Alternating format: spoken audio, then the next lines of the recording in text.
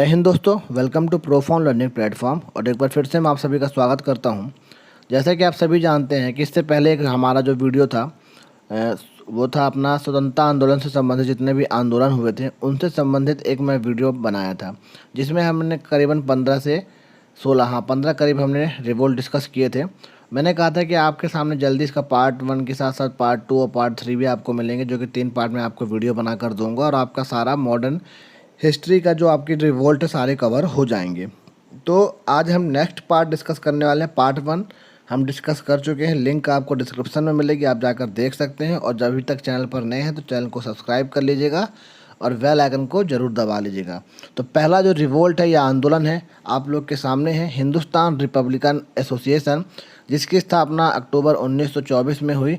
और इसमें क्या हुआ था, भगत सिंह की जो नौजवान सभा थी उसका विलय हुआ था। ठीक है, भगत सिंह की नौजवान सभा का विलय हुआ और विलय होने के बाद इसका नाम पड़ा था हिंदुस्तान रिपब्लिकन एसोसिएशन। ठीक है, फिर हम बढ़ते हैं साइमन कमीशन की तरफ। अब इससे बहुत सारे क्वेश्चन कई तरीक़ों से पूछे जाते हैं, मैं आप लोग के लिए नोट डाउन करके रखा हूँ एक लाइन से, उनको हम डिस्कस करेंगे। तो सबसे पहले हम बात करते हैं साइमन कमीशन कब गठित हुआ या इसकी नियुक्ति कब की गई। तो 8 नवंबर 1927 ईस्वी में की गई। अब इसके जो लीडर थे या नेतृत्वकर्ता थे सर जॉन साइमन थे, इस वजह से इसका नाम साइमन पड़ा। ठीक है, अब एक क्वेश्चन बनता है कि साइमन कमीशन का भारत आगमन कब हुआ। तो 1928 में हुआ। और कहाँ पर उतरा था, मतलब क्योंकि ब्रिटिश से आए थे, है ना, तो कहाँ पर उतरा था, ये उतरा था बम्बई बंदरगाह में या बम्बई सी पोर्ट पर ये साइमन कमीशन उतरा था। तो आपको दो क्वेश्चन आपको यहाँ क्लियर करके चलने हैं कि गठन कब हुआ 1927 में और भारत में आगमन कब हुआ 1928 में हुआ। अब आप सभी को पता होगा कि एक साइमन गो बैक का नारा लगाया गया। तो क्यों लगाया गया, अपने आप ही नहीं लगाया गया था। इसका लगाने का रीज़न ये था कि इसमें हिंदुस्तानियों की बेइज्जती तरह से की गई थी कि मतलब हिंदुस्तानी इस लायक नहीं है कि वह अपना संविधान बना सके, है ना, इन सब चीज़ों को अपना देश चला सके, इस लायक नहीं है। तो जब साइमन कमीशन बनाया गया तो उसमें सारे जो सदस्य या मेंबर थे सारे ही ब्रिटिशर्स थे, जिसका विरोध जमकर किया गया। जहाँ पर सबसे पहले इसका विरोध जो किया गया था वह लाहौर में किया गया था, लाला लाजपत राय के द्वारा या उनके नेतृत्व में किया गया था, जिसमें उनके सिर पर लाठी लगने से उनकी मृत्यु हो गई थी, है ना। तो इसी तरह से साइमन गो बैक के नारे कब लगाए गए थे, तो साइमन गो बैक के नारे लगाए गए थे अपने साइमन कमीशन के विरोध पर। ठीक है, तो आपको याद रखना है कि साइमन गो बैक के नारे कई बार आपको ईयर दे दिया जाएगा तो आपको 1928 ही लगाना पड़ेगा, क्योंकि 1928 में ही साइमन हमारे यहाँ भारत पहुँचा था, है ना। और नियुक्ति कब हुई थी 1927 में। फिर पूर्ण रूप से बहिष्कार कांग्रेस के मद्रास अधिवेशन 1927 में, मतलब 1927 में जो कांग्रेस का या आईएनसी का अपना अधिवेशन हुआ था उसमें डिस्कस कर लिया गया था या निश्चय कर लिया गया था कि साइमन का पूर्ण रूप से विरोध करना है। तभी इस वजह से लाहौर पर लाला लाजपत राय ने विरोध किया, फिर मुंबई में भी विरोध किया गया। और उनकी मृत्यु के बाद तो फिर और भी, फिर भगत सिंह भी उनकी मृत्यु का बदला लेने के लिए भी आगे, हम समझेंगे क्या कहानी थी, क्योंकि सारे रिवोल्ट एक दूसरे से जुड़े हुए हैं, तभी किसी एक रिवोल्ट की वजह से दूसरा रिवोल्ट स्टार्ट हुआ है। ठीक है, फिर हम बात करते हैं कि साइमन कमीशन की रिपोर्ट कब प्रकाशित हुई। एक ये क्वेश्चन, एक ये क्वेश्चन और एक ये क्वेश्चन, ये बहुत इंपॉर्टेंट है क्योंकि नियुक्ति पूछी जाती है कब की गई 1927 और भारत कब पहुंचा 1928 और साइमन कमीशन की रिपोर्ट कब प्रकाशित हुई, तो 27 मई 1930 को प्रकाशित हुई थी। ठीक है, अब ये देखिए नेक्स्ट क्वेश्चन भी वही मैंने बना रखा है कि साइमन कमीशन भारत का आगमन कब हुआ 1923, 3 फरवरी 1928। फिर हम बात कर लेते हैं नेहरू रिपोर्ट की। तो नेहरू रिपोर्ट कब प्रस्तुत की गई, ये अगस्त 1928 ईस्वी में प्रस्तुत की गई। अब ये क्या थी, तो ब्रिटिश के बर्केनहेड नामक अंग्रेज के द्वारा भारतीयों के संविधान को बनाने की चुनौती दी गई थी। ठीक है, या आयोग बनाने की चुनौती थी, जिसकी वजह से भारतीय राष्ट्रीय कांग्रेस के नेतृत्व में दिया गया यह क्या था, एक मतलब उसके बदले में जो उन्होंने चुनौती दी थी, किसने, बर्केनहेड नामक अंग्रेज ने, उनको उस चुनौती का आंसर या उत्तर देने के लिए एक नेहरू रिपोर्ट प्रकाशित की गई थी। इस नेहरू रिपोर्ट को आप गूगल करेंगे तो आप में 10 से 15 पॉइंट आपको बराबर मिलेंगे, जिससे आपको दिमाग में सेट हो जाएगा कि किस वजह से नेहरू रिपोर्ट आई थी। अब ये वीडियो ज़्यादा लंबी ना हो इस वजह से यहाँ पर मैंने पॉइंट को मेंशन नहीं किया है। यदि आप ज़्यादा पढ़ने के इच्छुक होंगे तो आप इसे गूगल कर सकते हैं। तो अगस्त 1928 में नेहरू रिपोर्ट प्रस्तुत की गई थी। ठीक है, फिर हम बात करते हैं बारडोली सत्याग्रह की। तो बारडोली सत्याग्रह से डायरेक्ट एक क्वेश्चन बनता है। सबसे पहले हम ये डिस्कस करेंगे कि ये किससे जुड़ा हुआ आंदोलन था। तो यह किसान आंदोलन था, यह किसानों के अधिकार क्षेत्र का आंदोलन था। ठीक है, अब ये कब मतलब स्थापित हुआ या कब इसका शुरुआत हुई? तो अक्टूबर 1928 में। अब देखिए 1928 में काफ़ी आपको मैटर मिल रहा है ना, तो आपको थोड़ा सा याद रखना है। तो बारडोली सत्याग्रह कब हुआ? 1928 अक्टूबर में। ये क्या था? किसान आंदोलन, जो कि कहाँ पर हुआ था? गुजरात में। तो बारडोली सत्याग्रह एक किसान आंदोलन था जो कि कहाँ पर हुआ था? गुजरात में होता। और इसका नेतृत्व करता कौन थे? तो सरदार वल्लभ भाई पटेल थे। और गुजरात में ही क्या बनाया गया? सरदार वल्लभ भाई पटेल की विश्व की सबसे ऊंची मूर्ति या स्टैचू हम जिसे कहते हैं। ठीक है, तो सबसे ऊंचा जो विश्व का स्टैचू है कौन था? सरदार वल्लभ भाई पटेल का। कहाँ पर बनाया गया? आपको कमेंट करके कमेंट बॉक्स में बताना है गुजरात के किस जगह पर बनाया गया है। नदी का नाम है नर्मदा नदी। ठीक है, तो आपको ये पता होगा। फिर आपको सर्च करना है कहाँ पर बनाया गया है। तो किसानों के लगान बढ़ जाने से, तो किसानों का लगान कितना बढ़ा दिया गया था? 22% बढ़ा दिया गया था, जो कि सक्सेसफुल होने के बाद 6.03% कर दिया गया था। तो एक बार क्वेश्चन ये भी पूछा गया था कि कितने परसेंट से कम करके अपने किसानों के लगान को कितना कर दिया गया था। तो आपको ये दोनों रेट भी याद रखना है कि 22% था जिसका विरोध किया गया, और विरोध करने के बाद ये रेट इतना हो गया था, है ना। इसी वजह से सरदार वल्लभ भाई पटेल को सरदार की उपाधि यहाँ की महिलाओं के द्वारा दिया गया था, है ना। फिर हम बढ़ते हैं नेक्स्ट क्वेश्चन की तरफ, लाहौर षड्यंत्र केस।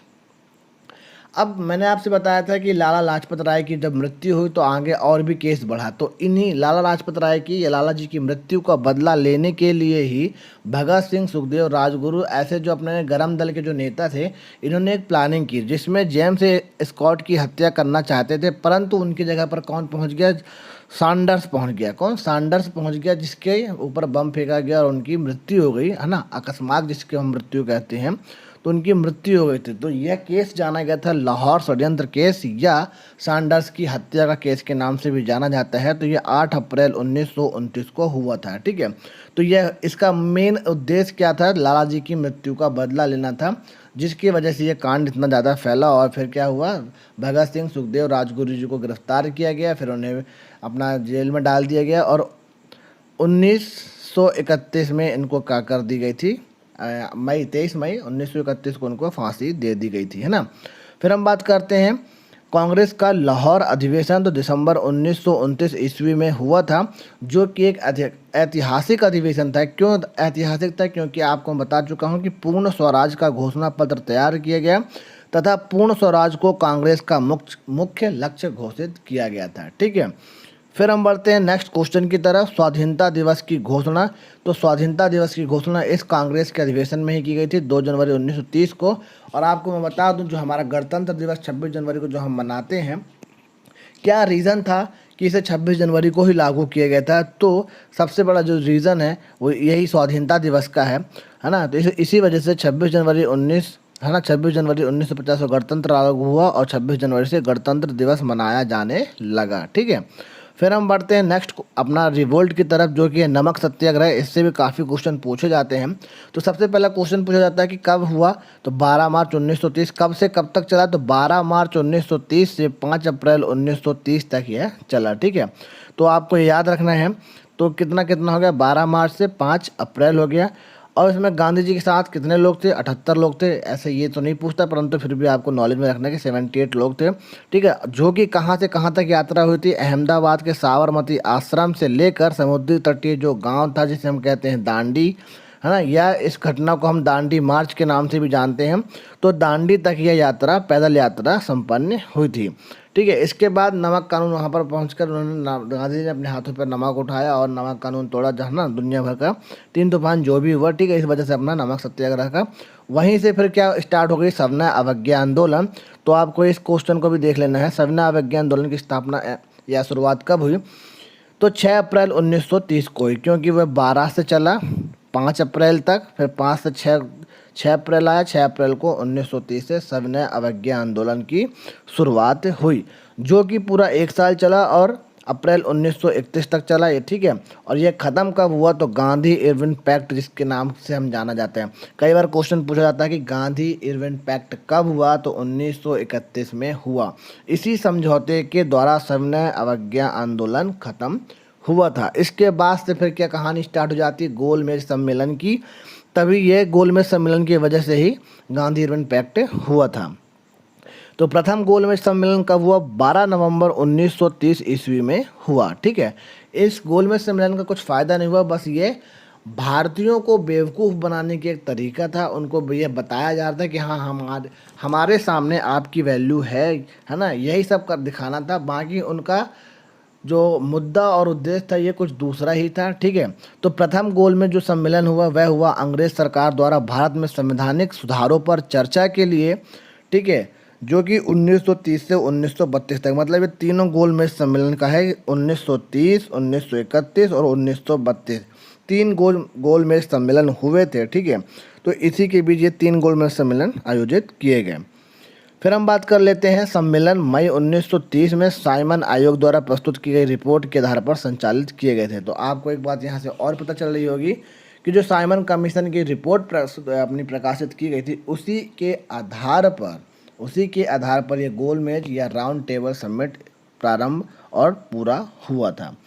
फिर अभी मैंने आपको बताया गांधी इरविन पैक्ट के बारे में पूछा जाता है, तो 8 मार्च 1931 को गांधी इरविन पैक्ट हुआ था।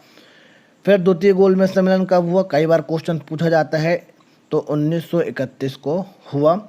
फिर कम्युनल अवार्ड या सांप्रदायिक पंचायत, तो इसी द्वितीय गोलमेज सम्मेलन में सांप्रदायिक पंचायत की बात कही गई थी। इसमें 5 से 6 पॉइंट मेंशन है, इसको भी आप गूगल कर पढ़ सकते हैं। सिर्फ और सिर्फ मैं यहाँ पर मेंशन ना करने का रीज़न है वीडियो को ज़्यादा लंबा ना करना, है ना।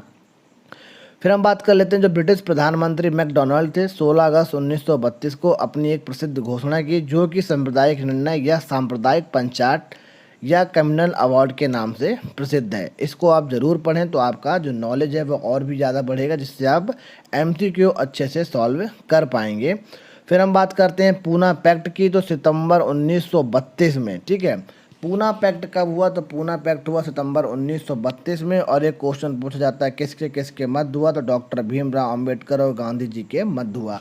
अब भीमराव अंबेडकर से एक क्वेश्चन पूछा जाता है कि भारतीयों की तरफ से तीनों गोलमेज सम्मेलन में प्रस्तुत होने वाले कौन व्यक्ति थे, तो डॉक्टर भीमराव अंबेडकर तीनों ही सम्मेलन पर वहाँ पर उपस्थित थे, ठीक है। तो भीमराव अंबेडकर ही हैं। तो पूना पैक्ट सितंबर 1932 और किसके मध्य हुआ, तो यह हुआ भीमराव अंबेडकर और गांधी जी के मध्य हुआ।